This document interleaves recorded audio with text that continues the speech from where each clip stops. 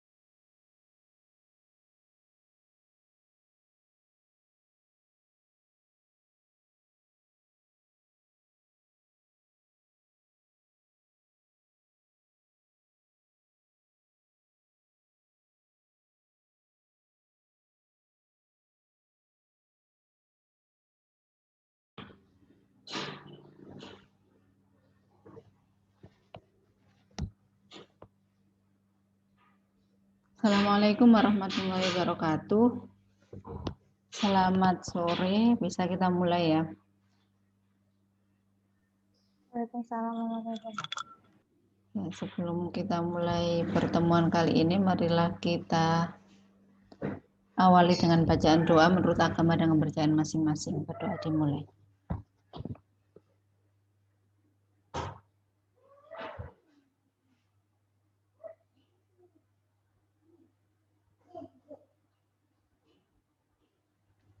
Berdoa dapat dicukupkan.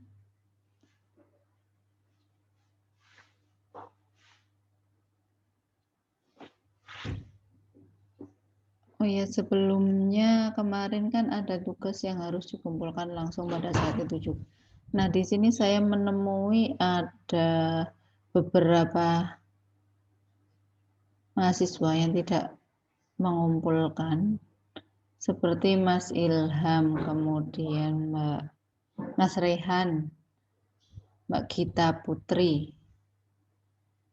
Ya, coba Mas Ilham, Mas Rehan, dan Mbak Gita, apakah mengumpulkan tugas? Karena di aula saya tidak menemukannya.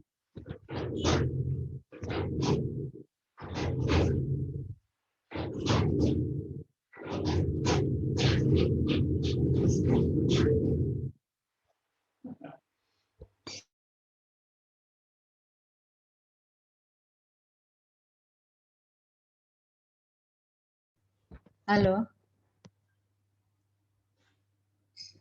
Mas Ilham, Rehan, Mbak Gita, enggak ada ya?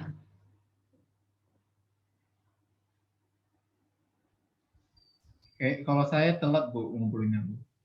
Kapan telat ngumpulnya?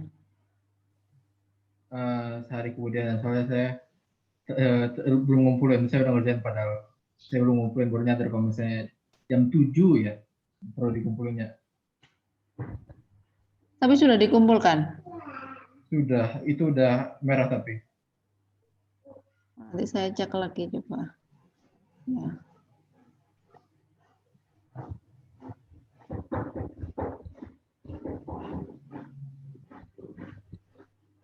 Ya, sudah, kita mulai dulu ya. Jadi ini pertemuan terakhir sebelum UAS. Oh maaf, UTS. Nah, ini materi terakhir kita yaitu pengambilan sampel tak berpeluang atau non-probability sampling. Nah, definisinya yaitu penarikan contoh atau penarikan sampel yang dilakukan dari populasi dengan ciri-ciri sebagai berikut. Jadi, pemilihannya tidak dilakukan secara acak, kemudian generalisasi terhadap populasi itu agak sulit dilakukan dan sering digunakan dalam penelitian sosial, marketing research, dan lain-lain. Karena probability sampling tidak praktis atau bahkan tidak dapat diterapkan. Jadi intinya non-probability sampling ini adalah pengambilan sampel tanpa memperhatikan peluang. Ya, tanpa memperhatikan peluang dari setiap elemen sampel. Sehingga dia tidak acak. Tuh. Kemudian ini biasanya dilakukan ketika ini ya ada generalisasi terhadap populasi agak sulit dilakukan, kemudian sering digunakan dalam penelitian sosial karena kalau probability sampling itu tidak praktis atau mungkin tidak dapat diterapkan.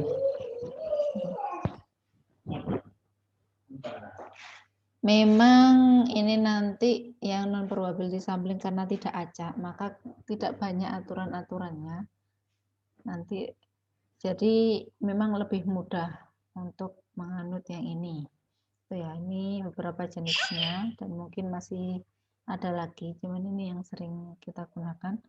Yang pertama purposive sampling, kemudian accidental sampling, snowball sampling, quota sampling, dan volunteer sampling. Purposive sampling atau penarikan sampel bertujuan. Ini ciri-cirinya sebagai berikut. Jadi ini akan dilakukan ketika tidak semua populasi bisa dideteksi dengan jelas di mana mereka berada. Kemudian jika populasi kita adalah pengguna rokok tertentu misalnya, bagaimana kita bisa menggunakan penarikan sampel acak berpeluang. Nah, misalkan ini kita punya populasi pengguna rokok merek X, gitu ya. Nah, ini kan juga ketika kita melakukan probability sampling kan harus tahu berapa jumlah populasinya, atau paling tidak populasi ini bisa diperoleh di wilayah mana saja, itu kita sudah tahu. Jadi kerangka samplingnya sudah utuh kalau probability sampling. Nah, ini cara yang termudah adalah kita datang ke suatu tempat. Jika ketemu orang yang merokok merek yang kita inginkan, dia kita jadikan responden. Jadi kita hanya datang ke tempat yang dimana tempat itu menurut kita, ya menurut kita itu banyak terdapat orang nih dengan merek rokok yang kita tuju. Kemudian asal ketemu orang yang memenuhi tujuan kita, yaitu tujuannya adalah merokok merek X, itu bisa kita jadikan responden. Jadi di sini tidak acak sama sekali, ya. Selama elemen sampelnya itu memenuhi tujuan kita, maka bisa kita jadikan responden. Kemudian ada pertanyaan dari sini? Purposive sampling.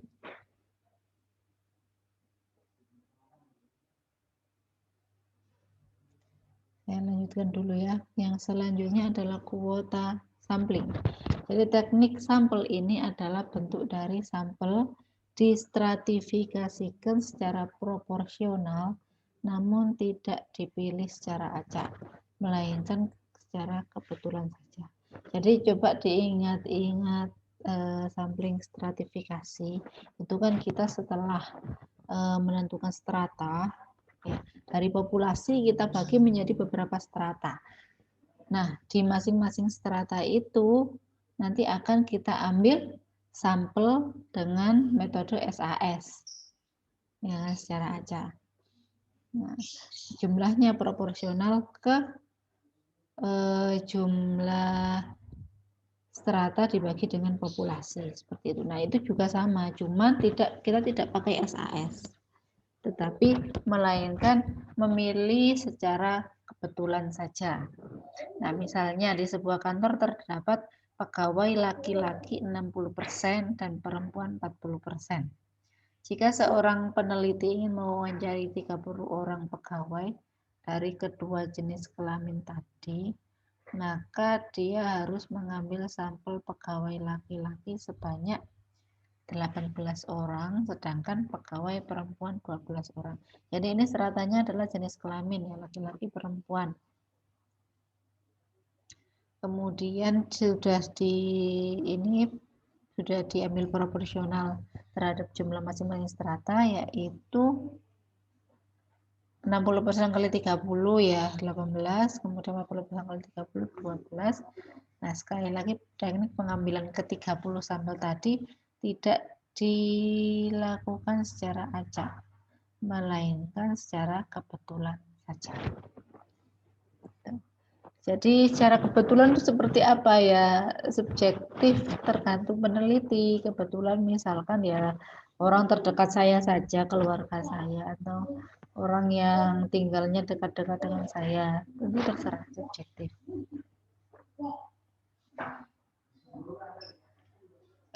Selanjutnya accidental sampling.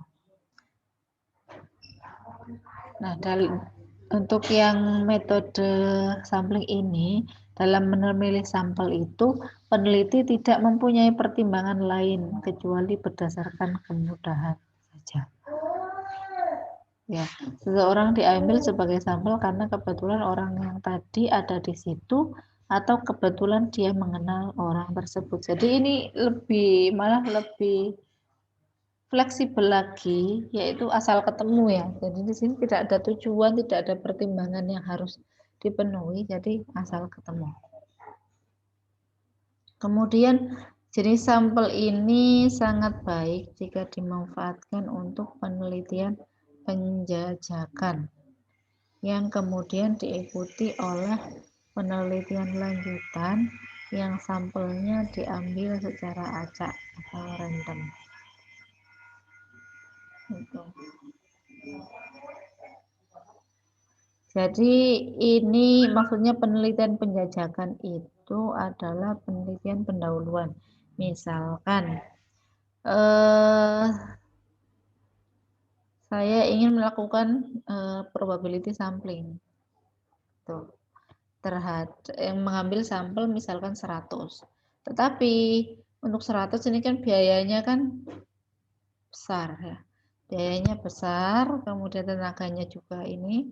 Nanti seandainya akhirnya nanti yang didapatkan hasilnya tidak valid atau yang lainnya, itu nanti kerugiannya akan besar. Maka biasanya dilakukan penelitian pendahuluan atau penelitian penjajakan. Misalkan hanya ambil 10 atau 20 saja, kemudian kita coba dulu apakah misal alat ukur kita atau instrumen penelitian kita itu handal dalam memperoleh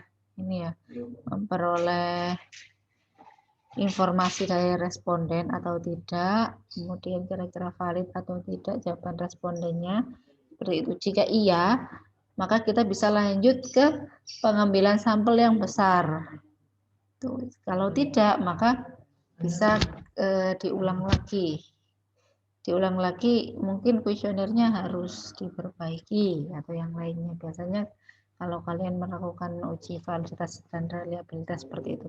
Jadi sebenarnya idealnya itu sebelum kita mengambil sampel yang besar, maka kita melakukan penjajakan dulu atau pendahuluan ya, penelitian pendahuluan dulu, mengambil sampel yang kecil di populasi yang sama. Kemudian jika semuanya sudah baik, alat ukurnya baik, kemudian respon dari respondennya juga sudah baik, maka bisa kita lanjutkan ke penelitian yang lebih besar. Beberapa kasus penelitian yang menggunakan jenis sampel ini hasilnya ternyata kurang objektif. Ya, karena memang riskan sekali. Ya, karena ini asal ketemu prinsipnya, asal ketemu diambil sampel, tergantung pada peneliti, sangat subjektif sekali. Untuk selanjutnya adalah snowball sampling. Nah, cara ini banyak dipakai ketika peneliti tidak banyak tahu tentang populasi penelitiannya. Nah, dia hanya tahu 1 atau 2 orang yang berdasarkan penilaiannya bisa dijadikan sampel. Karena peneliti menginginkan lebih banyak lagi, lalu dia minta kepada sampel pertama untuk menunjukkan orang lain yang kira-kira bisa dijadikan sampel. Maka di sini intinya bergilir ya. Jadi peneliti hanya tahu terbatas saja yang patut dijadikan sebagai sampel itu mungkin hanya 1 atau 2 saja. Itu bisa ditanyai terlebih dahulu. Kemudian dari responden tersebut akan dikorek informasi juga siapa yang responden selanjutnya yang sesuai dengan penelitian kita. Maka di sini namanya kan snowball ya. Jadi bola salju.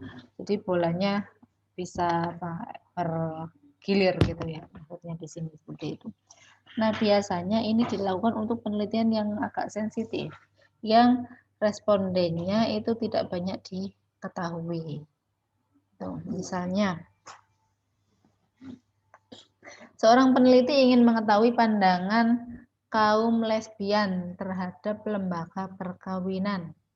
Peneliti cukup mencari 1 atau 2 orang, mencari 1 orang wanita lesbian dan kemudian melakukan wawancara. Nah, setelah selesai, peneliti tadi minta kepada wanita lesbian tersebut untuk bisa mewawancarai teman lesbian lainnya. Setelah jumlah wanita lesbian yang berhasil diwawancarainya dirasa cukup, peneliti bisa menghentikan pencarian wanita lesbian lainnya. Nah, hal ini juga bisa dilakukan pada pecandu narkotik, para gay, atau kelompok-kelompok sosial lain yang eksklusif atau tertutup. Jadi ini biasanya dilakukan untuk kasus-kasus sensitif yang dimana respondennya itu tidak banyak diketahui orang. Kenapa? Ya karena ini adalah fenomena yang eksklusif. Jadi mungkin ada malu atau ya mungkin tidak diketahui khalayak banyak.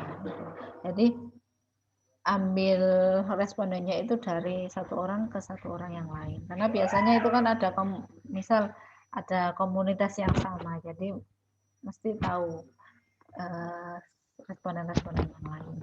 Jadi teringat ini PKM-nya Mas Kris dulu ya sama Mas Ega ya. Itu tentang apa dulu Mas Kris? Sebenarnya itu juga sensitif juga. Yang di MRS.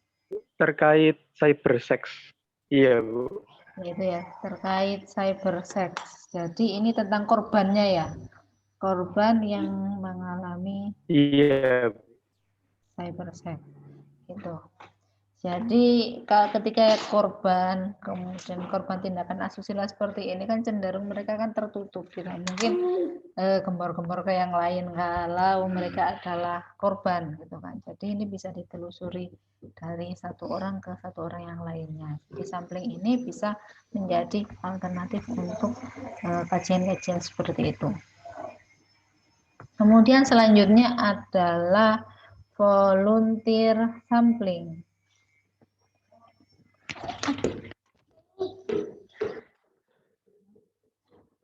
Nah, metode yang paling umum dari jenis sampling ini adalah sampling melalui telepon. Sampling semacam ini sering digunakan oleh stasiun televisi dan radio untuk mengumpulkan opini publik mengenai isu yang sedang hangat dibicarakan masyarakat, seperti partai politik yang paling banyak didukung, kemudian capital punishment, dan sebagainya.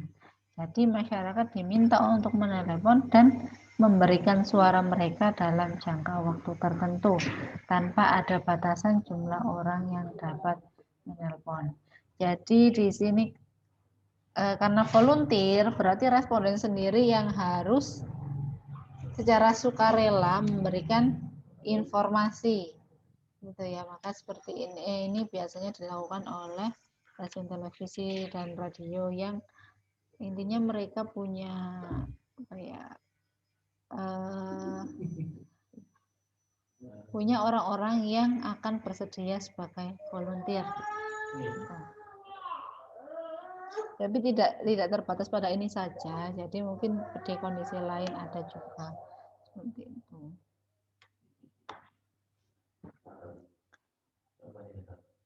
Sayangnya yang ini tidak ada batasan berapa kali orang yang sama dapat memberikan suara mereka. Iya, karena ini volunteer, jadi bisa jadi satu orang itu memberikan respon berkali-kali. Nah, maka hasil dari sampling ini itu lebih ke arah yang tidak representatif. Karena tidak bisa mewakili populasi selanjutnya, karena didominasi oleh orang-orang tertentu. Nah, selain itu, kemungkinan pendapat orang-orang yang menelpon berbeda dengan pendapat orang-orang yang tidak menelpon. Kemungkinan hasil sampling ini akan bias ya ini pemirsa. Kemungkinan hasil sampling ini akan bias sangat besar karena hanya orang-orang yang punya telepon dan yang menyaksikan televisi atau mendengar radio pada waktu tersebut saja yang mengetahui adanya survei.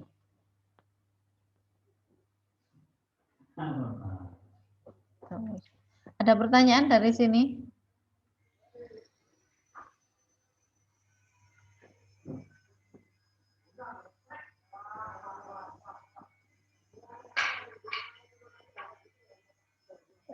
Kira-kira kalau memilih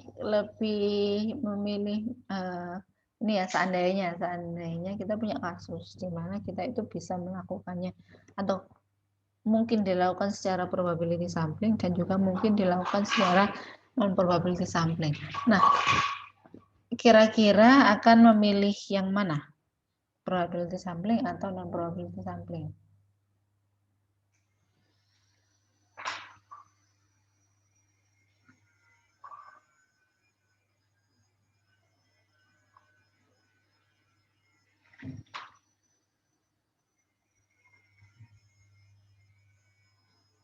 Mas Ahdan. Kira-kira memilih yang mana, Mas? Ya, Bu. Gimana, Bu, di pertanyaannya, Bu? Ketika kita punya suatu kasus atau punya penelitian yang memungkinkan untuk kedua jenis sampling, yaitu probability sampling maupun yang non probability sampling. Nah, itu kita akan lebih memilih untuk menggunakan yang mana.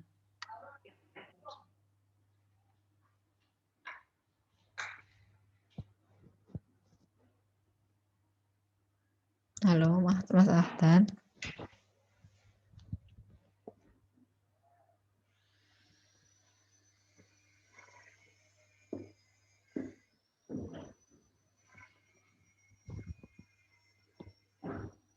Halo, gimana Mas Ahdan?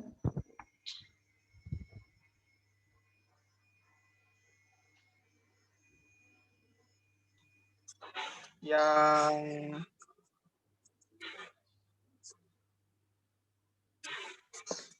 snowball, Bu. Kenapa kenapa? Enggak pertanyaan saya, probability sampling atau non probability sampling yang dipilih. Kalau Bu nggak kedengeran. Enggak kedengaran. Ketika kita mempunyai kasus atau penelitian di mana populasi kita itu dan sampelnya itu memungkinkan untuk kedua jenis sampling, yaitu probability sampling Ya. maupun yang non probability sampling. Nah, kira-kira akan digunakan yang mana? Oh, yang prob, Bu. Kenapa?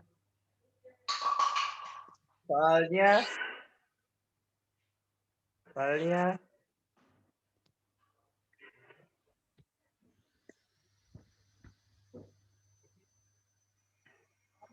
kalau non kan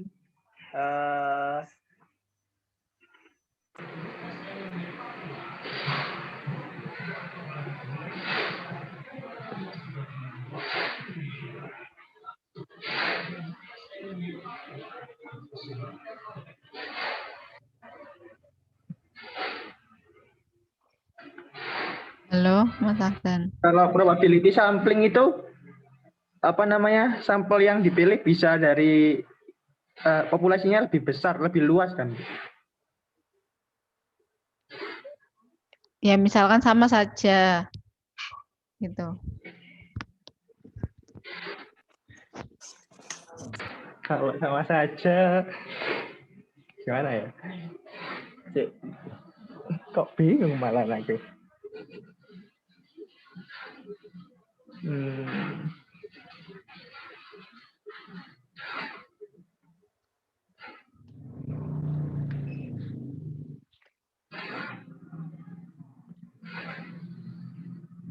Mas Haryawan, gimana Mas pendapatnya?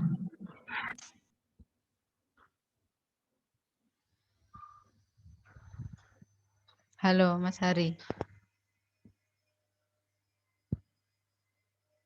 Halo.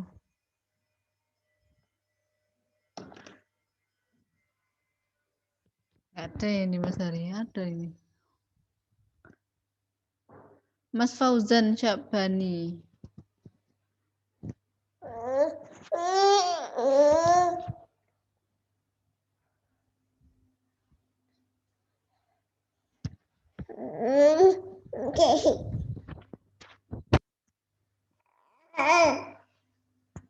Halo, Mas Fauzan Syabani.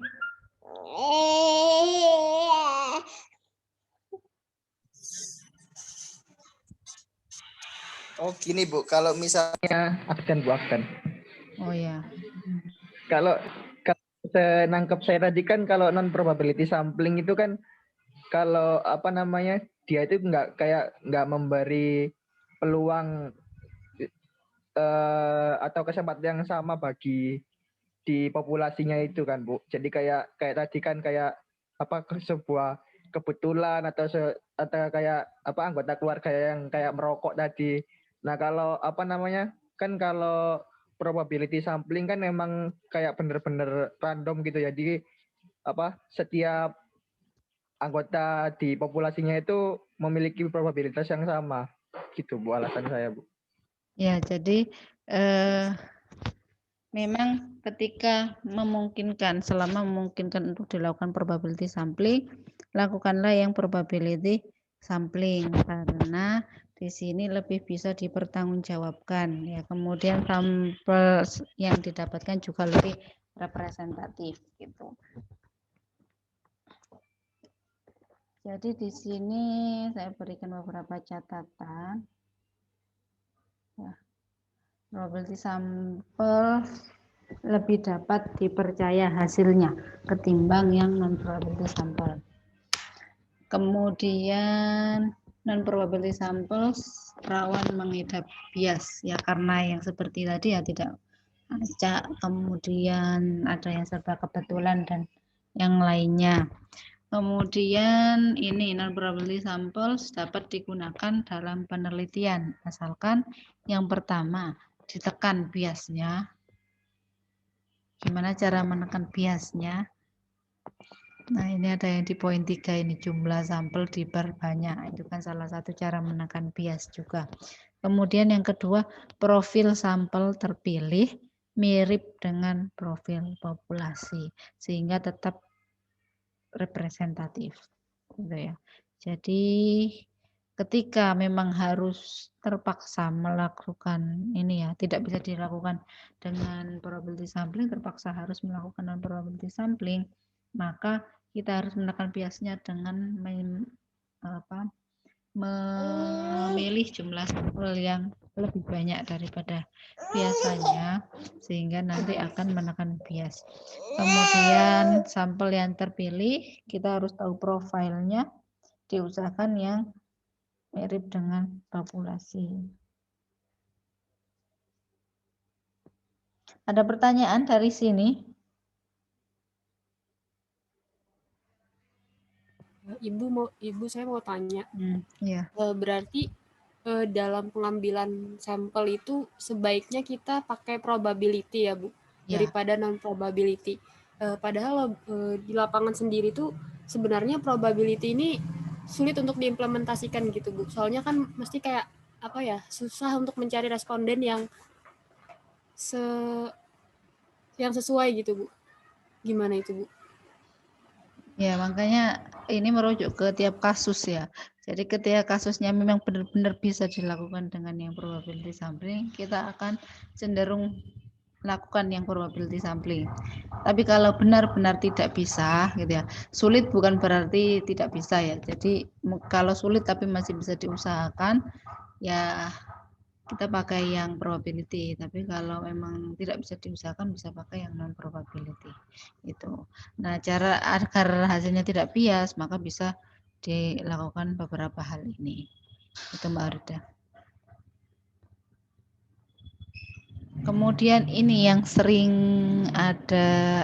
kita lakukan juga metode online.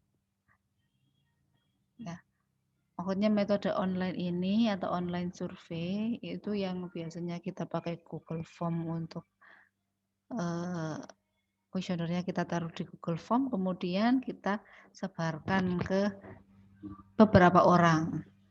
Nah, ini kira-kira metode yang probability atau non probability. Jadi bisa kedua-duanya. Jadi ini hanya cara ya. Metode online ini adalah cara dalam menyampaikan instrumen penelitian yaitu kuesioner gitu ya. Jadi metode online ini hanya cara dalam melaksanakan penelitian. Tidak semua penelitian dapat dilakukan secara online. Ada banyak penelitian yang hanya bisa dilakukan secara offline. Kemudian ini terjadi karena ada kemajuan teknologi. Sangat dimungkinkan untuk melakukan penelitian secara online. Nah, kenapa untuk teknik sampling ini kita tuh memang benar-benar harus berhati-hati karena kesimpulan yang akan kita hasilkan itu harus bisa dipertanggungjawabkan gitu ya. Penelitian yang berdasarkan survei sampel sudah banyak menggunakan sistem online, kemudian bisa juga dengan offline online campuran keduanya. Nah, Kelebihannya tentu banyak yang online selain hemat biaya, hemat tenaga dan seterusnya. Dan juga metode online memiliki banyak kekurangan dibanding metode offline. Jadi ada di sini ada kelebihan dan juga kekurangan juga. Kemudian gunakan metode online dengan cara yang tepat sesuai dengan tujuan penelitian. Gitu. Maka di sini yang saya tanyakan kira-kira kita harus bisa outline satu-satu kelebihan dan kekurangan online survei. Gitu ya. Kira-kira apa saja kelebihan dan kekurangannya? Mungkin kelebihannya dulu dari yang online survei yang sudah melakukan dan mungkin sering mengisi online survei. Kira-kira apa kelebihannya? Ya, Bu. Ya, Ya, Bu. silakan. Mbak siapa dulu? Mbak Aziza ya. Ya, untuk kelebihannya yang pertama kecepatan untuk mencapai ke sampel yang kita mau. Jadi kan kita tinggal ngirim link. Kalau biasanya kan kita harus menemui orangnya kayak gitu. Jadi kecepatan akses. Yang kedua tadi masalah pengurangan biaya. Terus yang ketiga itu kita bisa menyebar luaskan misalkan link kuesionernya itu secara lebih luas. Jadi jangkauan kita sebenarnya bisa lebih luas. Tapi dengan begitu kelemahannya mungkin sasaran yang kita mau itu akan susah kita dapat, Bu. Karena biasanya ketika misalkan kita share link kuesioner itu nggak semua orang itu mau mengisi, itu yang pertama. Terus yang kedua biasanya responden itu kalau melihat kuesioner itu udah males duluan gitu, Bu. Karena misal ada next-nya sampai berapa-berapa dan biasanya pertanyaannya cenderung diulang-ulang. Menurut saya seperti itu, Bu. Terima kasih. Ya, makasih Mbak Ziza. Sudah banyak ya. Bisa ditambahkan Mbak Rita ya yang lebih. Kalau saya nambahinnya kalau kelebihannya memang lebih efektif, Bu. Karena kan lebih cepat juga dan lebih minim biaya. Cuman mungkin kekurangannya itu adalah kredibilitas jawaban dari responden itu nggak bisa kita jamin.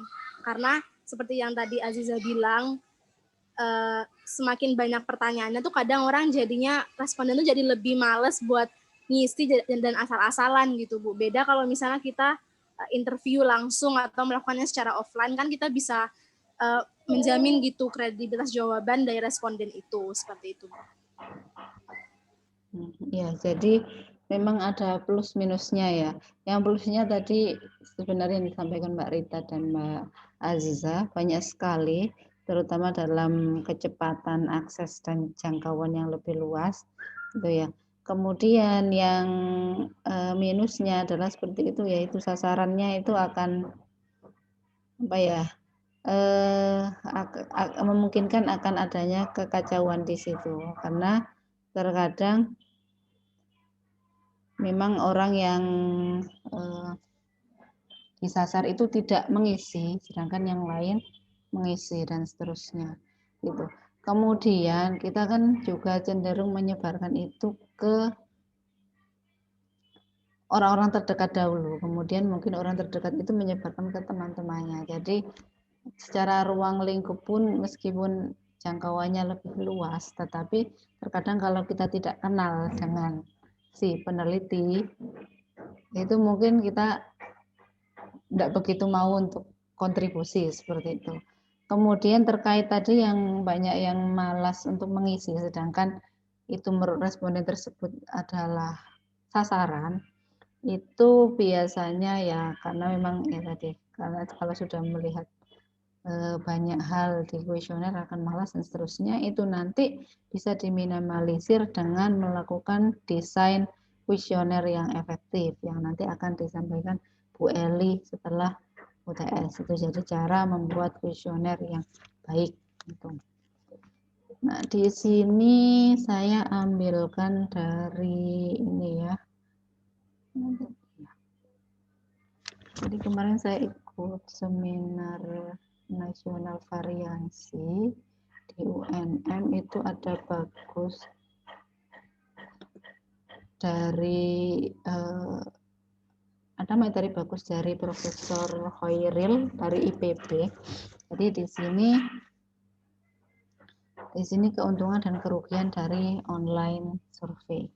Jadi keuntungannya ya seperti yang tadi, biaya murah, biasa biaya persiapan yang agak mahal. Ini mungkin kalau kita menggunakan teknologi yang lebih canggih gitu ya, mungkin membeli sampai mendesain suatu website dan lain-lain mungkin itu agak mahal. Tapi kalau pakai Google Form saya rasa ya enggak juga ya. Kemudian dapat diakses oleh khalayak yang luas.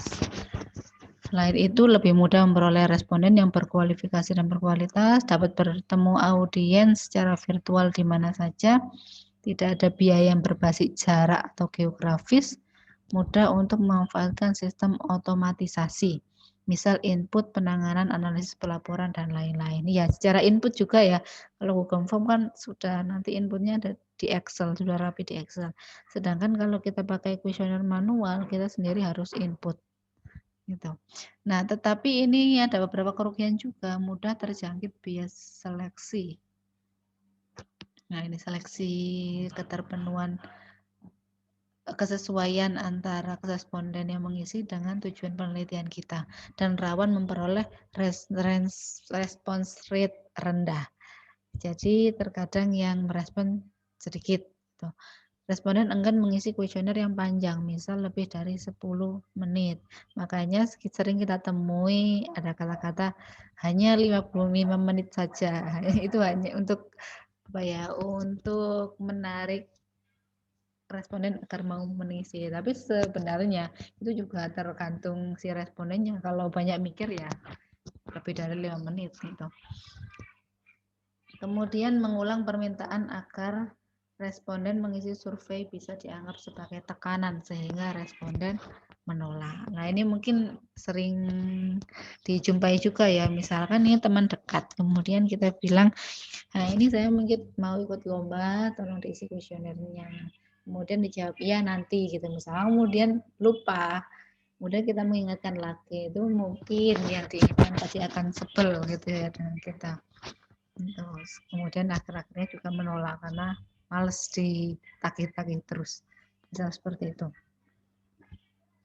Kemudian rawan diisi bukan oleh responden yang dimaksudkan karena kita tidak tahu siapa yang mengisi meskipun atas nama yang bersangkutan. Dapat terjadi beberapa responden yang penting tidak bisa dijangkau karena kesulitan akses internet. Nah, misal ada responden yang sangat sesuai itu tetapi domisilinya mungkin di daerah yang susah internet, di desa-desa pelosok misalnya. Kemudian online survei yang tidak menggunakan probability sampling akan bermasalah jika akan digunakan untuk inferensi, prediksi maupun preskripsi. Gitu ya. Jadi ini seperti yang saya tekankan tadi, sebenarnya kita mengambil sampel itu kan untuk melakukan analisis kemudian menyimpulkan. Nah, kalau analisisnya itu sampai kepada inferensi, inferensi itu ya yang lebih dari deskripsi ya. Jadi sudah ada hipotesisnya, kemudian sudah ada batas kekeliruan taksirannya gitu.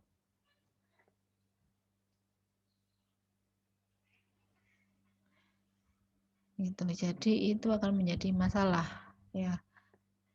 Jadi meskipun menggunakan ini ya online, metode online, tetapi ini adalah hanya cara untuk menyebarkan kuesionernya.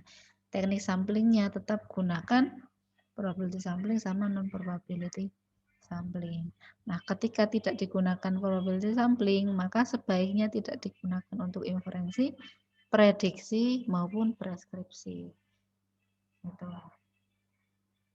Nah, ini adalah apa ya tantangan utama yang dihadapi industri market research ya, riset operasi yang sekarang ini dihadapi gitu.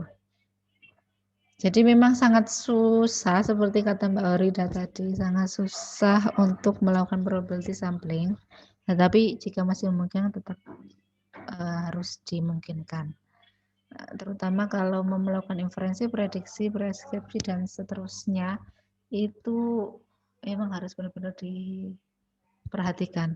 Jika memang tidak yakin dengan sampel yang diperoleh, sebaiknya ya jangan melakukan penyimpulan karena takutnya nanti penelitian yang Anda hasilkan itu akan dirujuk oleh orang lain. Nah, itu yang akan menjadi masalah, apalagi kalau dipublikasikan. Gitu.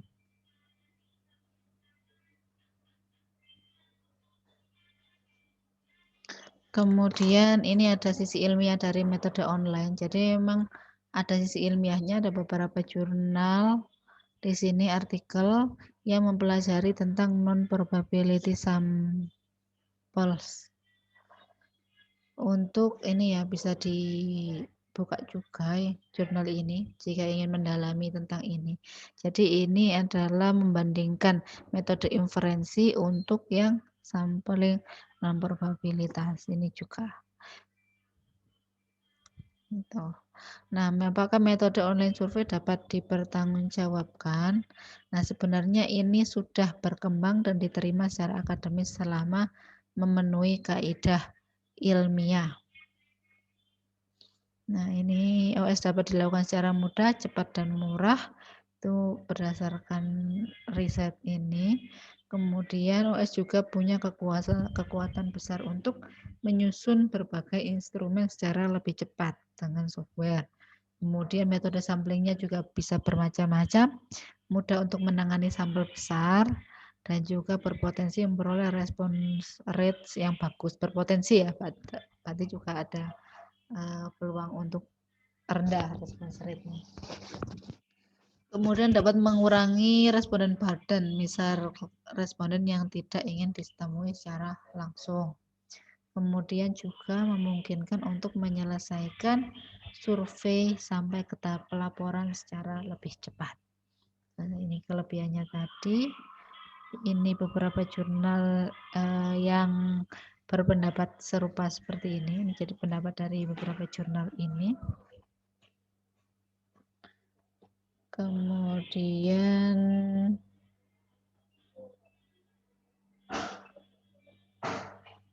ya, jika kita ingin mendesain OS atau online survei, maka kita harus melakukan hal-hal berikut. Ini hal-hal yang harus kita perhatikan ketika mendesain online survei.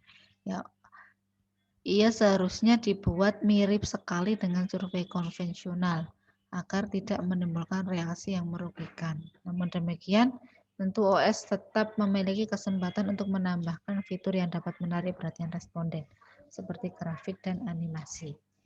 Jadi pertama, dia harus memang benar-benar seperti survei konvensional, tapi bisa ditambahkan fitur animasi sehingga tampilannya lebih menarik, tidak membuat orang bosan.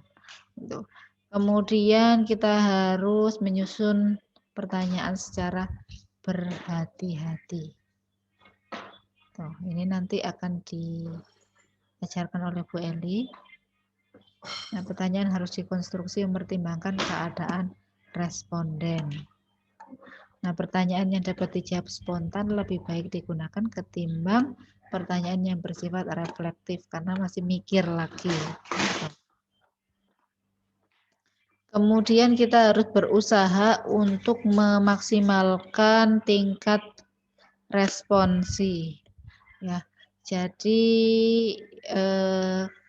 ini harus diusahakan agar banyak kita mendapatkan responden yang banyak.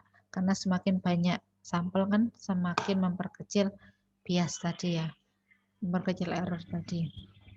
Gitu. Maka kita perlu melakukan pengujian seberapa mudah survei tersebut. Kemudian tayangkan perkiraan durasi menuju akhir dari survei. Nah, ini juga penting ya, yang seperti tadi ini diperkirakan durasinya berapa menit untuk mengisi. Perjelas bahan yang dibutuhkan, lokasi dan level bahasa, beri kesempatan, jangan ambigu ya Pak, diperjelas semua, kemudian beri kesempatan responden membaca lagi kuesioner sebelum dikirim secara permanen. Intinya ini misal kita mau submit gitu ya, itu kalau bisa ditanyakan lagi apakah data yang diinputkan sudah benar-benar benar. Nah, itu biasanya sebagai responden kita berkaca pada diri kita sendiri. Biasanya ketika muncul seperti itu, kita akan cenderung menengok lagi. Gitu ya. Jadi seperti itu. Kemudian data demografi harus diminta pada awal survei.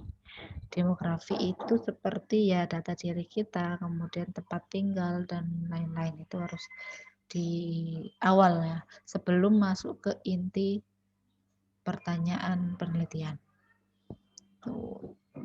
Kemudian ada lagi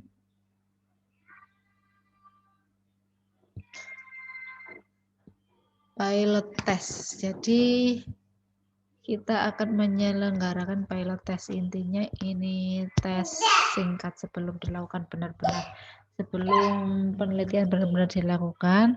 Nah, pilot test ini penting dan mencakup review oleh pakar, kemudian uji coba dengan 1-2 individu dari populasi sasaran, dan uji coba dengan banyak individu, dan perbaikan final. Jadi sebelum di launching ke publik itu harus coba dulu, gitu ya. Kemudian incentivize. Jadi insentif itu penting dan dapat menghindarkan terjadinya bias seleksi, karena insentif dapat meningkatkan respons rate dalam survei konvensional. Jadi biasanya kalau kita itu disurvei oleh beberapa lembaga, biasanya kalau lembaga pemerintahan atau beberapa perusahaan itu biasanya pasti nanti ada insentif. Nah, insentif ini menjadi penting ya. Misalkan nanti skripsi, kemudian menggunakan data primer, itu memang harus ini ya, bondo gitu ya. Jadi harus ada insentif, entah itu berupa souvenir atau yang lainnya. Kenapa? Karena dengan memberikan insentif, maka responden akan lebih memperhatikan, ya, akan lebih sungkan karena memang insentif sudah diberi insentif, tetapi kenapa tidak maksimal seperti itu? Apalagi kalau insentifnya itu menarik. Gitu. Jadi kalau ada insentif, lebih baik insentifnya itu jangan diberikan di akhir. Biasanya kan seperti itu. Setelah ngisi baru diberikan, ini ada insentif. Diberitahukan di awal sehingga orang merasa mengisinya itu lebih sukarela lagi, dan nanti akan mendapatkan respon yang baik juga. Nanti dijawab secara beneran gitu. Respondennya akan betul-betul menjawab pertanyaan yang kita ajukan. Gitu. Dari sini ada pertanyaan? Ibu, saya mau tanya lagi, Bu. Ya, Mbak Rida sama siapa gitu? Putri, Bu. Putri ya, Mbak Rida dulu. Jadi gini, Bu, kan biasanya kan survei online ini mungkin ada kita tuh dibatasi dengan waktu ya, Bu. Anggap saja kita punya waktu 3 hari. Dan ternyata itu responden kita tuh kurang, Bu. Otomatis kan Ibu tadi menjelaskan bahwa pasti kita mengajak teman-teman kita lagi untuk mengisi. Nah, sebenarnya si peneliti ini udah tahu, Bu. Sebenarnya teman kita ini tidak termasuk responden yang kita inginkan, tapi dipaksa mengisi karena keterbatasan waktu tersebut. Nah, itu untuk interpretasi kan pasti kan mungkin kalau kita sebagai statistisi itu kayak mungkin kayak kurang gitu, Bu. Tapi kan karena mungkin terhimpit dengan waktu juga, kita nggak bisa gitu, Bu. Itu terus gimana ya, Bu, solusinya, Bu? Atau kita harus menambah hari, tapi kan kemungkinan kita juga dikejar dengan publikasi gitu, Bu. Seperti itu, Bu. Iya, jadi kalau saya lebih baik menambah hari gitu ya. Kenapa? Karena nanti iman-iman hasilnya nanti tidak bisa digunakan untuk menyimpulkan. Atau karena kalau kita sudah tahu kalau responden tersebut tidak begitu sesuai dengan tujuan penelitian kita atau dengan sasaran kita dan tetap diambil, maka efeknya nanti ke hasil penelitian gitu. Jadi kalau saya lebih memilih untuk menambah hari gitu. Jadi kita harus bisa bertanggung jawab terhadap apa yang kita hasilkan. Nah, ketika kita menghasilkan sesuatu yang bisa dipertanggungjawabkan, maka nanti akan hasilnya itu ya bagus gitu. Kalau justru dan sebaliknya, takutnya nanti kesimpulan kita akan membahayakan orang lain. Gitu. Nah, misalkan ya untuk kasusnya Mbak Orida, seandainya dilakukan analisis kemudian kesimpulannya itu misal tidak jauh beda dari yang peneliti-peneliti sebelumnya, mungkin akan merasa aman, meskipun kita nggak tahu yang sebenarnya gimana ya. Tetapi kalau menghasilkan kesimpulan yang sangat berbeda, apakah kita akan percaya diri untuk memberikan argumentasi tentang itu? Itu saya rasa kok tidak. Gitu.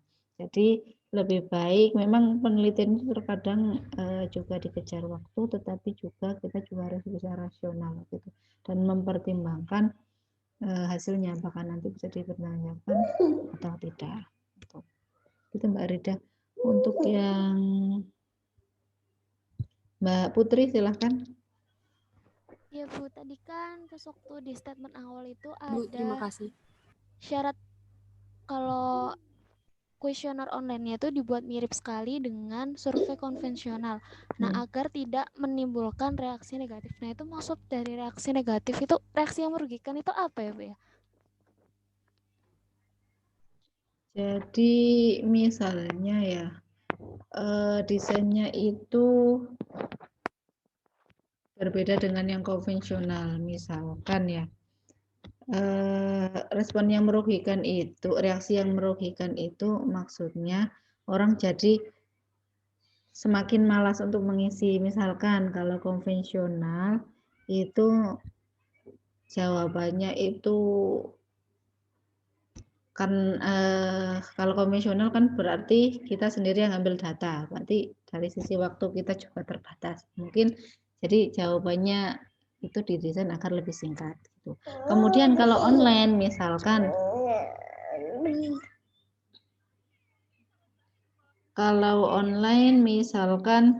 karena waktu di kita sebagai pengambil data itu tidak masalah. Nah, kemudian waktu dari yang respondennya itu kalau menurut kita itu longgar, bisa kita perluas lagi. Misalkan yang tadinya itu hanya meminta, kalau konvensional hanya meminta 1 kalimat, yang online ini kita meminta 3 kalimat atau 1 paragraf. Itu mungkin akan reaksi dari respondennya itu, ini kok beda ya dari yang konvensional, ini kok serasa lebih banyak, lebih sulit menjawabnya atau lebih membutuhkan waktu yang lebih untuk menjawabnya. Itu akhirnya nanti yang diisi ya tidak sesuai dengan harapan. Misalkan ada yang memang memenuhi di 1 paragraf tersebut, ada yang hanya 1 kalimat seperti hanya yang konvensional, seperti itu. Misalkan seperti itu ya Bu Putri ya. Ada beberapa contoh lagi yang lainnya. Baik Bu, terima kasih.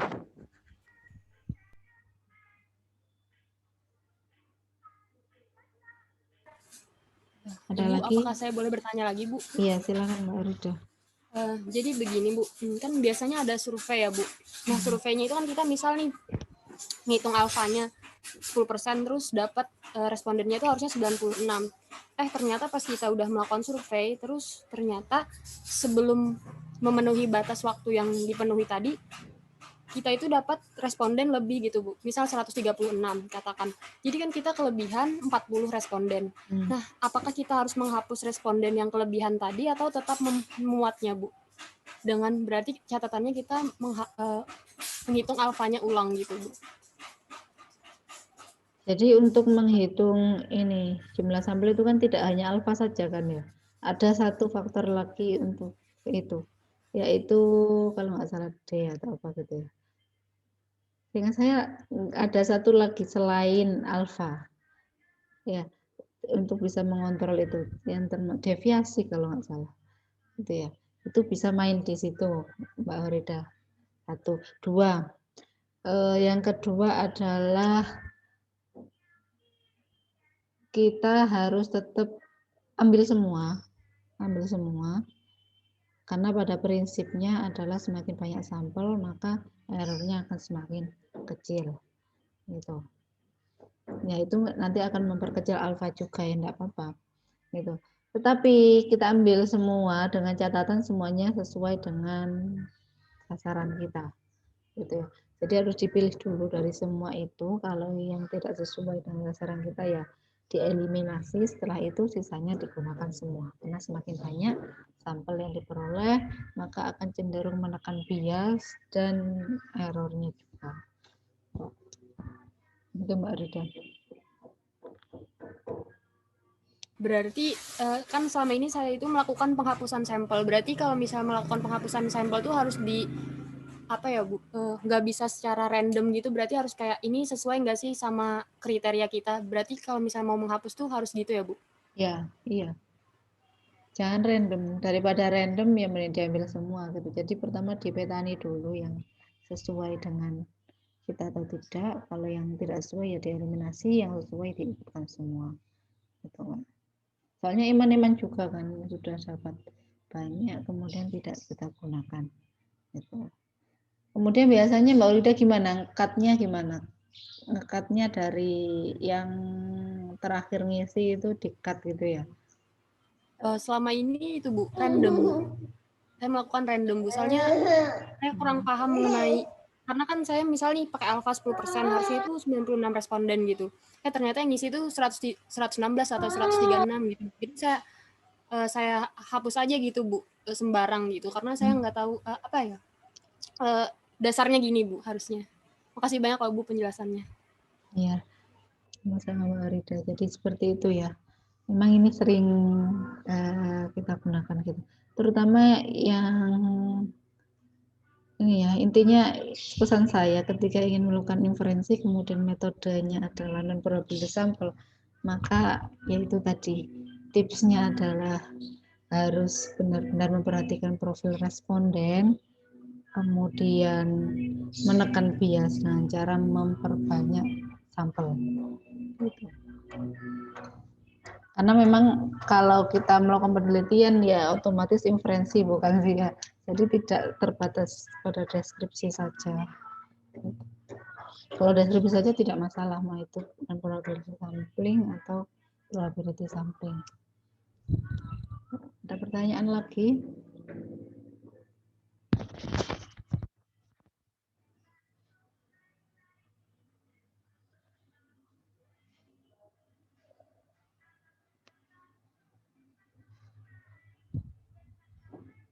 Kemudian ini untuk deadline PKM, gimana PKM-nya sudah dikerjakan? Deadline PKM-nya itu 3 minggu dari sekarang ya.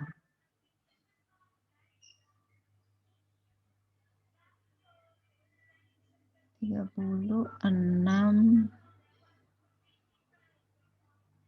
berarti ini tanggal 5 ya. Jadi tanggal 5 itu adalah deadline. Oh maaf, tanggal 5 sih. 12 November. 12 November itu adalah deadline untuk yang pengumpulan proposal PKM-nya. Ya.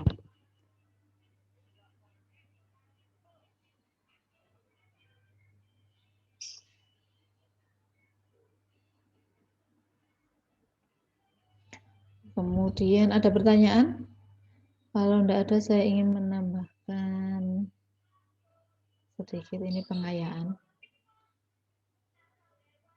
Saya rasa ini penting juga. Jadi ini tentang wildlife sampling. Definisi ini dari namanya juga kan sudah wildlife. Jadi apa ya? Kehidupan liar gitu ya.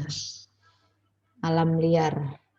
Gitu. Jadi merupakan suatu metode sampling yang digunakan untuk memperkirakan ukuran suatu populasi yang sifatnya senantiasa bergerak atau berpindah-pindah tempat. Umumnya untuk mengetahui ukuran populasi dari hewan, di mana hewan ini merupakan jenis hewan langka yang dilindungi dan untuk menjumpainya pun bukan suatu hal yang mudah. Jadi saya ingin memperkenalkan ini, siapa tahu nanti kalian ada yang kerja di misal di bagian seperti ini ya misal di lingkungan hidup gitu ya. Jadi bagaimana cara mengambil sampelnya dari hewan yang bergerak ini. Ada beberapa metode sehubungan dengan menaksir ukuran populasi, namun hanya akan dibahas 2 metode saja, yaitu yang direct sampling dan juga inverse sampling. Nah, kalau direct sampling itu prosedurnya adalah pertama kita tangkap objek penelitian, ditandai. Jadi hewannya tadi ditangkap di hutan gitu ya, ditangkap. Tapi kita sudah harus ini ya, areanya sudah ditentukan. Jadi misalkan area hutan A gitu ya. Jadi kita tangkap objek penelitian yang ada di hutan tersebut, kita tandai, tandanya yang tidak bisa hilang selama waktu tertentu gitu ya, dan dilepaskan kembali. Kemudian setelah beberapa waktu berselang, ditangkap lagi di wilayah yang sama dan dihitung berapa jumlah objek yang bertanda tertangkap kembali. Jadi memang ada peluang untuk yang tertangkap mungkin nanti akan lebih sedikit daripada yang dulu kita tandai. Ini ada kemungkinan seperti itu juga. Kemudian untuk yang inverse sampling itu kita tangkap objek penelitian, kemudian sama ditandai dan dilepaskan kembali. Kemudian setelah beberapa waktu berselang ditangkap lagi di wilayah yang sama sampai objek yang bertanda dalam jumlah tertentu tertangkap kembali. Jadi bedanya dengan yang direct sampling itu, kalau yang direct itu kita tidak mempunyai target kira-kira berapa yang harus tertangkap gitu ya. Jadi mungkin fungsinya fungsi waktu kalau yang direct sampling tadi. Tetapi yang inverse sampling kita punya target, maka sampai objek yang bertanda dalam jumlah tertentu tertangkap kembali.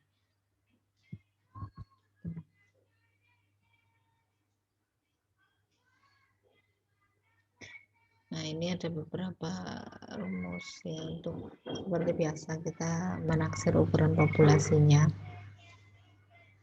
Jadi ini misalkan kita itu ingin menaksir ukuran populasi hewan langka.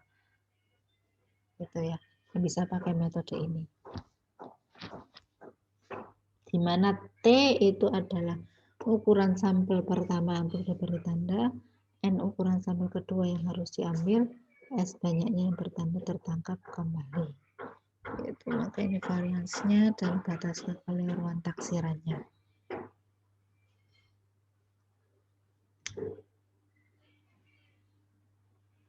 Kemudian taksiran ukuran populasi untuk metode inverse sampling. Yang berbedanya rumusnya saja, yang ini sama ya, masih NT dibagi dengan S, variansinya saja yang berbeda. Ini contohnya. Contoh metode direct sampling.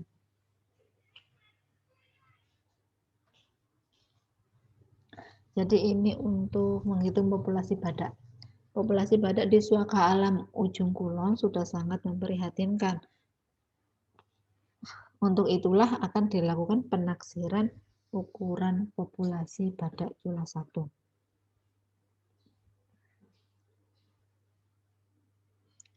Seorang peneliti lingkungan melakukan penangkapan 60 ekor badak untuk ditandai, kemudian dilepaskan kembali. Sebulan kemudian di tempat yang sama ditangkap 60 ekor badak dan ternyata 18 ekor diantaranya bertanda. Maka taksirlah ukuran populasi badak tersebut dan hitung pula batas kekeliruannya, berikan komentar. Ini penyelesaiannya.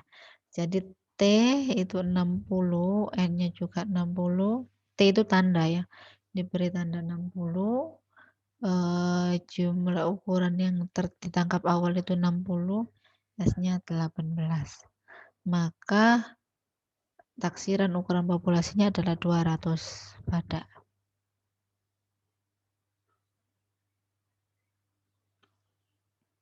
Batas kekeliruan taksirannya 78,88 gitu. Berarti ukuran populasi badak jumlah 1 di Ujung Kulon diperkirakan sekitar 200 plus minus 79 ekor atau berkisar antara 121 ekor sampai 279 ekor ada tingkat keyakinan 95%. Tuh, dari sini ada pertanyaan.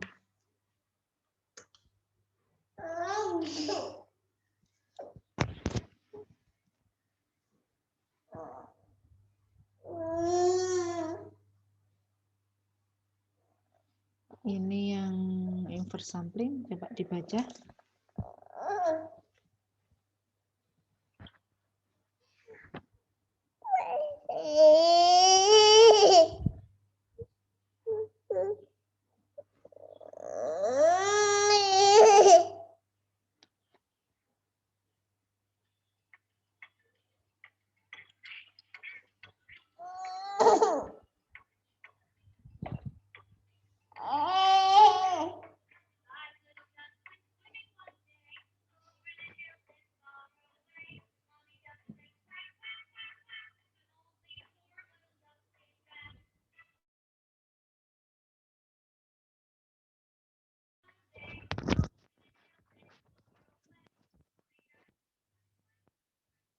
Contoh yang bersampling populasi badak di Suaka Alam Ujung Kulon sudah sangat dibandingkan sama, maka dilakukan penangkapan 60 ekor badak atau ditandai kemudian dilepaskan kembali.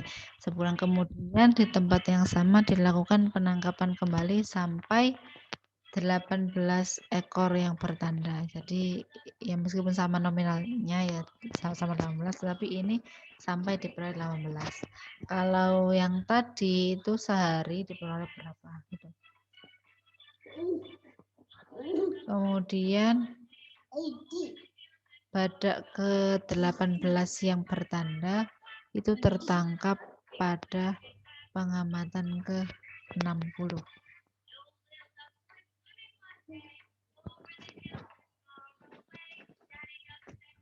Taksirlah ukuran populasi badak tersebut dan hitung pula batas kekeliruan taksirannya.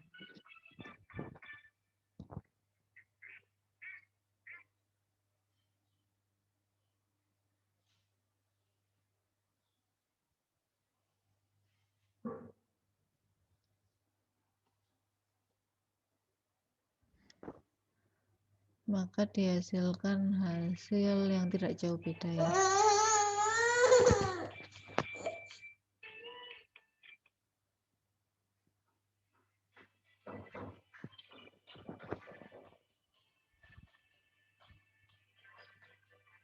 Nah, kemudian penentuan ukuran sampel.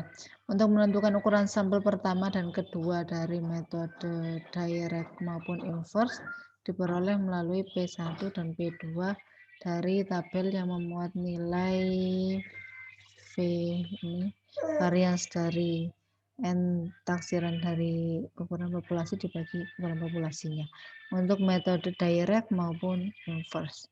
Jadi ini tabelnya untuk masing-masing metode. Nah, ini contohnya. Dari contoh pada metode direct diperkirakan populasi badak itu sebanyak 121 sampai 279. Sekarang tentukanlah ukuran sampel pertama dan kedua untuk penelitian mendatang. Jika diketahui P1-nya itu 0,25 dan P2-nya 0,25.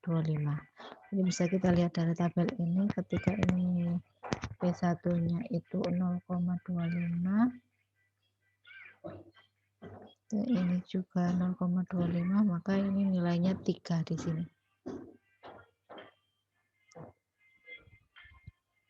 Oh maaf ini.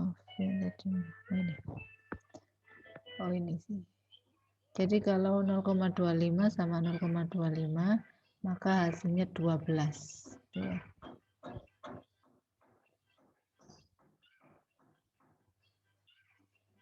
Maka di sini ini sama dengan 12 sehingga variansnya kalau varians taksirannya berarti kan dikalikan dengan N-nya. Kemudian ini 275.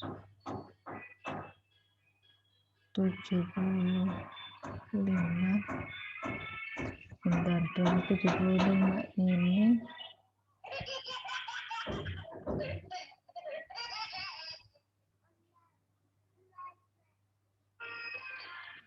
dari, coba kita lihat variasinya direct.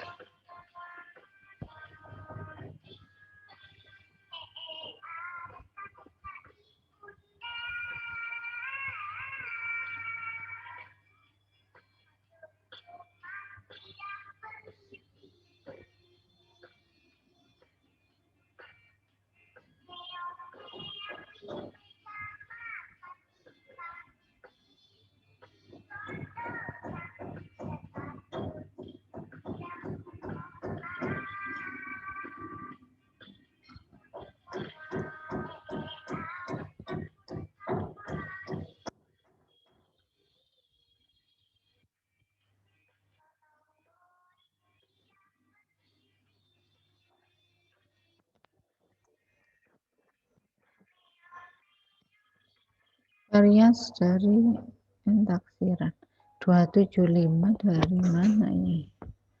Apa 279 ini harusnya?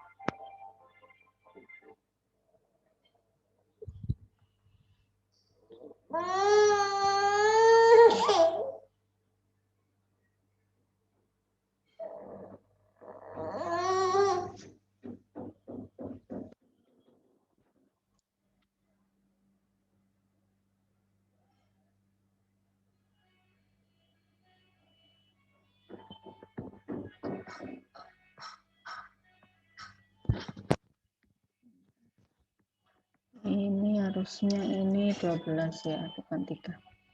Jadi ini 12, maka ini dikalikan ini 275 ini salah sebenarnya ini harusnya 279.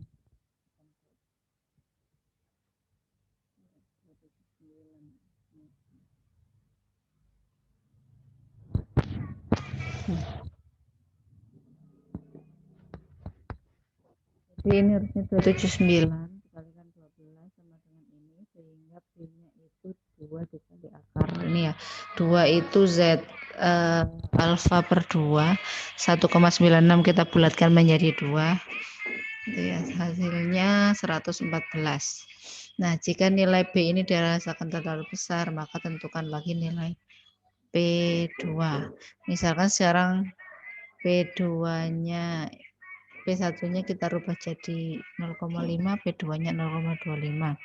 Diperoleh nilai 4. Berarti seperti ini sehingga ini 66. Nah, jika nilai ini dianggap tak sesuai, maka dapat ditentukan ukuran sampel pertama melalui ini. Jadi ini kan sudah cocok ya, sekitar 60 ya. 66,33. Maka P1-nya adalah T per N besar. Itu sehingga untuk mencari T-nya maka kita kalikan seperti ini, maka 138 sampel pertama. Dengan cara yang sama maka diperoleh ukuran sampel kedua yang harus ditangkap adalah 69.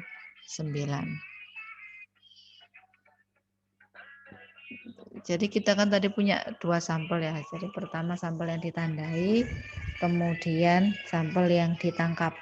Jadi sampel yang ditandai atau sampel pertama 138 ekor dan sampel yang kedua 69 ekor. Dengan batas kekeliruan sekian itu.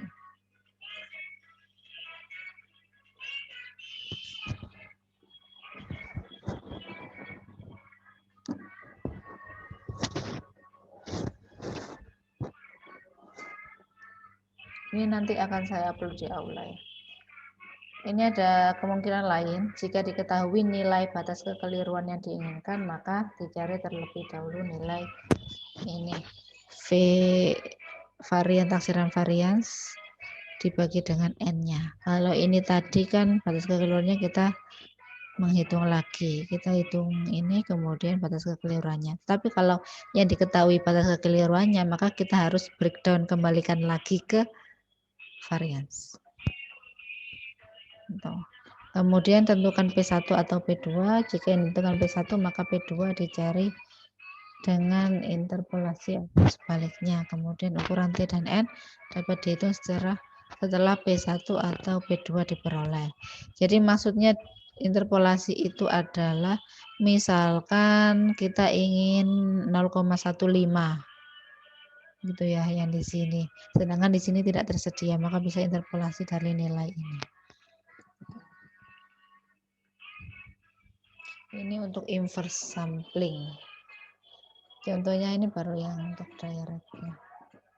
Jadi tabelnya beda antara direct dan inverse sampling. Ada pertanyaan sampai sini?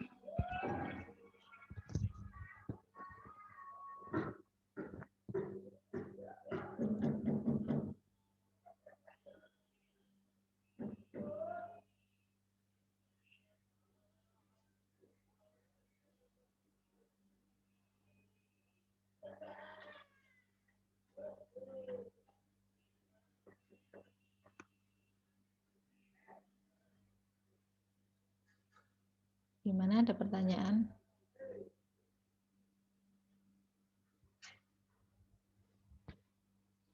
Kalau tidak ada pertanyaan,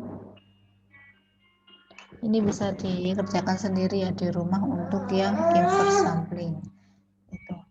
Kemudian di sini yang ingin saya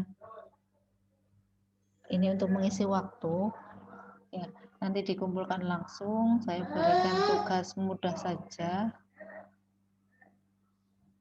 Jadi misalkan di sini ada suatu penelitian mengenai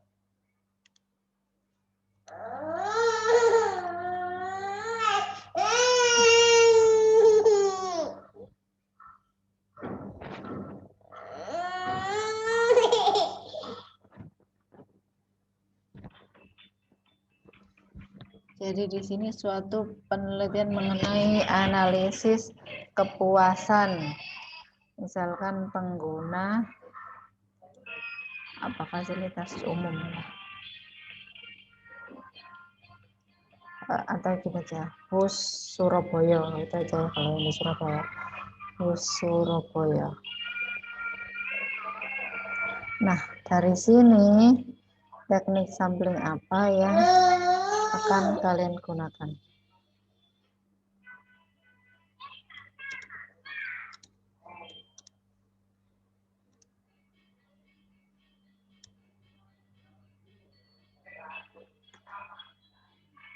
Jawaban boleh lebih dari satu ya, dengan pertimbangannya.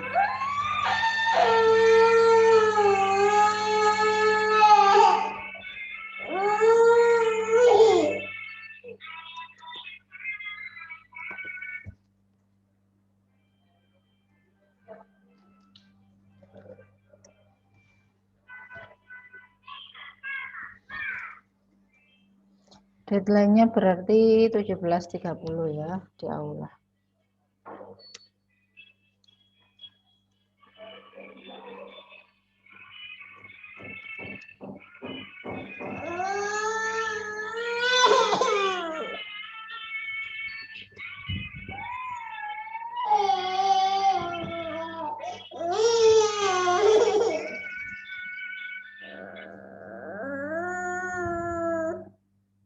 Ada pertanyaan terkait tugasnya? Ibu mau tanya. Ini maksudnya teknik sampling probabilitas atau non probabilitas terserah ya Bu? Apa non probabilitas saja? Terserah ya. Jadi misal langsung tunjuk misalkan snowball sampling itu kan sudah jelas non probabilitas gitu.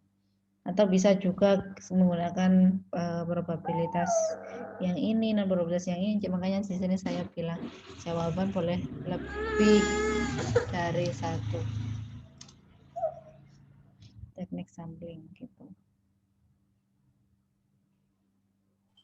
Baik, Bu. Terima kasih. Jika ingin menambahkan informasi, misalkan untuk menggunakan teknik sampling ini diperlukan suatu informasi ini, silahkan ditambahkan sendiri ya. Jadi intinya di sini suatu penelitian mengenai analisis kepuasan pengguna bus Surabaya. Gitu. Jadi kalian sendiri yang mendesain penelitian ini, anggap kalian sendiri yang mendesain ini. Jadi ketika ada informasi yang ingin ditambahkan, silahkan. Gitu ya. Yang jelas di sini yang saya nilai adalah ketepatan penggunaan teknik samplingnya. Nanti UTS-nya saya belum buat sih, jadi belum bisa memberikan kisi-kisi. Yang jelas terdiri dari beberapa teknik sampling yang sudah saya berikan itu, kemudian untuk sifatnya open book atau closed book, sepertinya open book. Sepertinya, tetapi kalau nanti ada kemungkinan untuk closed book, saya beritahukan ke Mas Kris. Gitu ya. Ada pertanyaan? Oh iya, boleh ya izin bertanya, Bu. Ya. Ini terkait dengan jadwal UTS-nya, kami sudah berdiskusi, Bu, dengan teman-teman. Rencananya kalau misalkan hari Rabu minggu pertama bagaimana, Bu? Bisa sih. Jamnya sama Jamnya atau jam berapa? sama ya, Bu. Siang jam ke 7.8. Siang, ya enggak sama berarti ya. Ini kan 9.10. Ya, 7.8 ya, jam 1 berarti. Oke, bisa. Bu Ulia, mohon maaf, ini boleh langsung di Word, Bu? Boleh langsung di Word, boleh. Ya, betul. Terima kasih.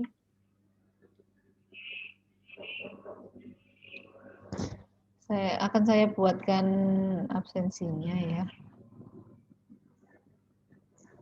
Bentar.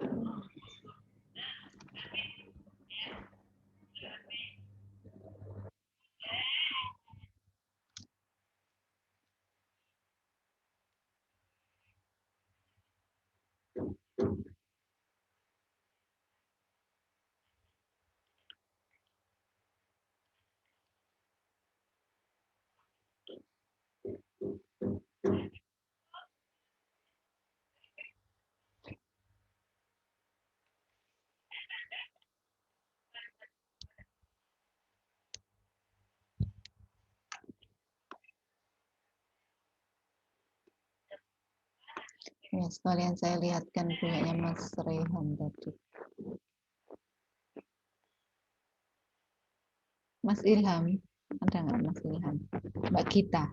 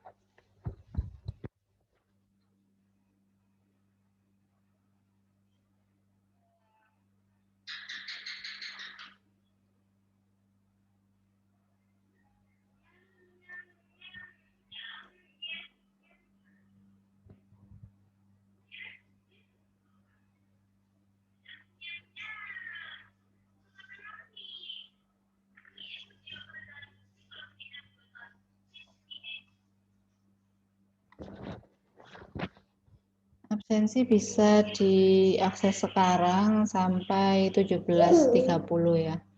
Di luar itu saya tidak ingin menerima komplain tentang kelupaan absen dan lain sebagainya. Ya, mohon maaf.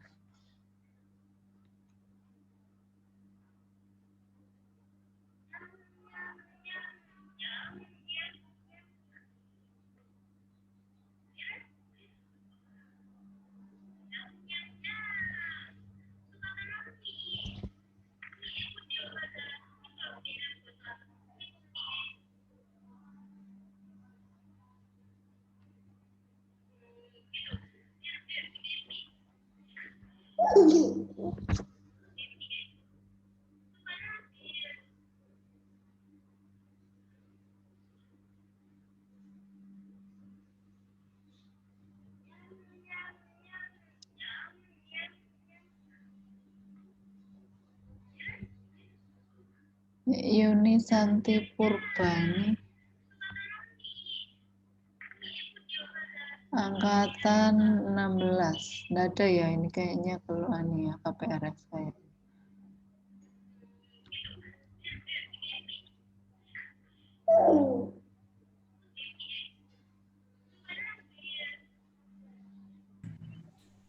Bu, misi.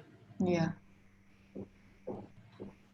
Boleh minta PPT yang terakhir ini nggak, Bu? Iya, yang mana? Ya, nanti saya upload ya, Yang saya lihatin dulu. Atau saya freeze dulu ya. Ya, Bu, terima Yang kasih. mana? Ini, yang ini, tugas ini. Ya, yang ini, Bu. Ya PPT yang ini, Bu. Oh, untuk ini ya, Apakah yang sudah? ya saya upload sebentar ya. Ya, Bu, makasih.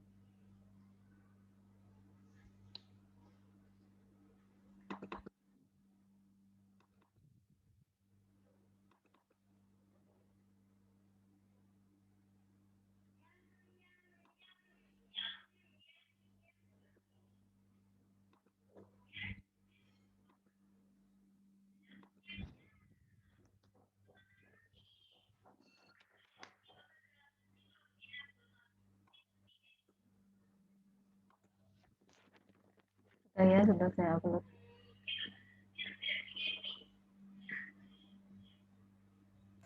Terima kasih, Bu.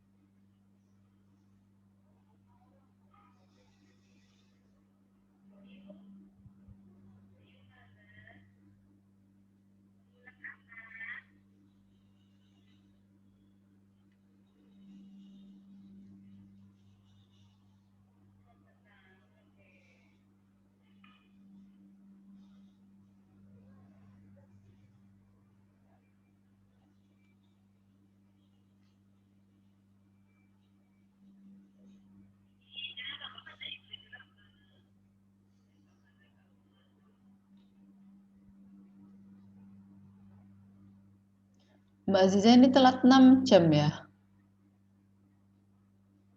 Mbak Aziza? Iya, Bu, yang kemarin saya izin. Oh iya ya. Iya. Iya.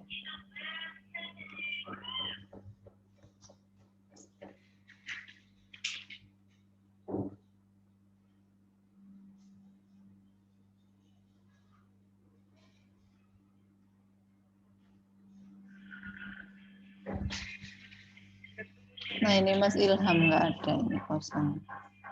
Mbak siapa? Mbak Rosida, tolong disampaikan kalau nggak ada Mas Ilham. Tugas yang kemarin masih kosong.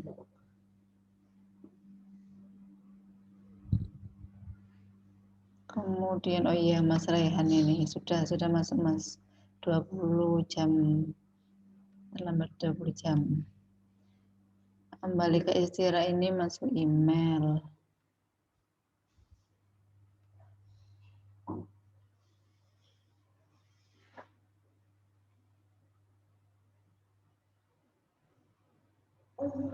Nah ini Gita Putri Rosanti. Ini enggak masuk ini Mbak Gita. Halo Mbak Gita. Gita Rahma adanya. Mas Kris ini apa KPRS atau gimana Mbak Gita Putri? Sepertinya enggak KPRS, Bu. Enggak ada ya. Ya sudah, saya mau konfirmasi ini. Kalau gitu saya tutup saja ya, biar konsen mengerjakan dan juga menghemat kuota juga ya.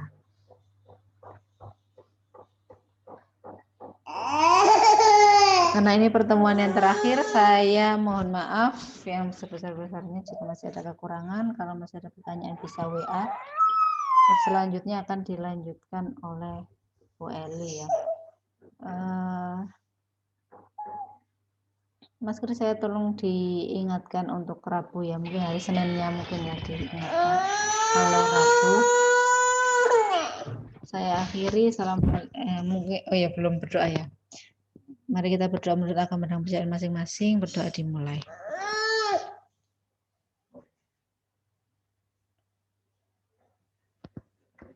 Berdoa bisa dicukupkan. Saya akhiri. Selamat sore. Assalamualaikum warahmatullahi wabarakatuh. Waalaikumsalam warahmatullahi wabarakatuh. Terima kasih Bu. banyak, Bu. Terima kasih. Terima kasih, Bu.